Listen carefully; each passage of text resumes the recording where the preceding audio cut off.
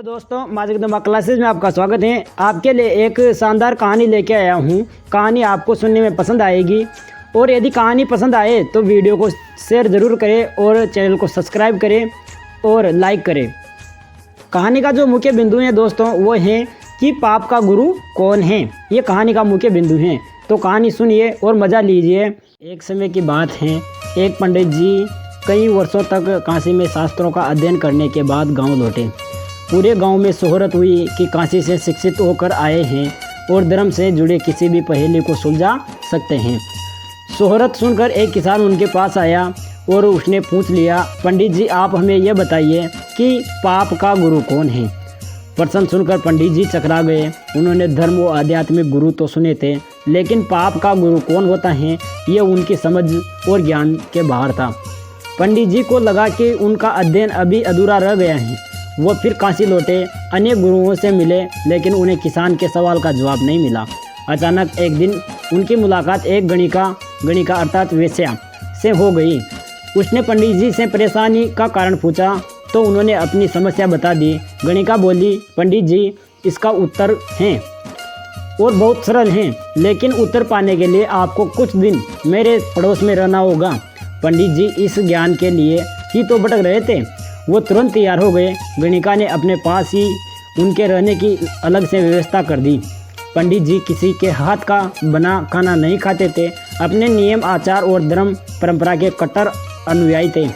गणिका के घर में रहकर अपने हाथ से खाना बनाते खाते और दिन तो बड़े आराम से बीते, लेकिन सवाल का जवाब अभी नहीं मिला।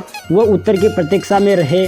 एक दिन गणिका बोली, पंडित जी आपको भोजन पकाने में बड़ी तकलीफ होती है। यहाँ देखने वाला तो और कोई है नहीं। आप कहें तो नहा धोकर मैं आपके लिए भोजन तैयार कर दिया करूँगी।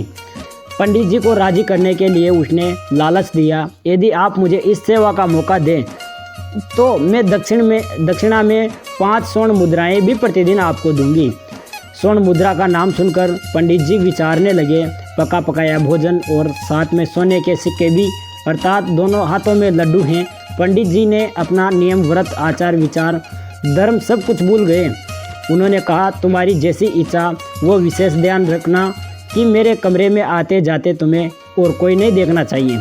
पहले ही दिन कई प्रकार के पकवान बनाकर उसने पंडित जी के सामने परोस दिया, पर जो ही पंडित जी ने खाना चाहा उसने सामने से परोसी हुई थाली खींच ली।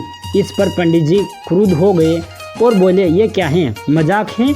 गणिका ने कहा, यह मजाक नहीं है पंडित जी, ये तो आपके प्रश्न का उत्तर है।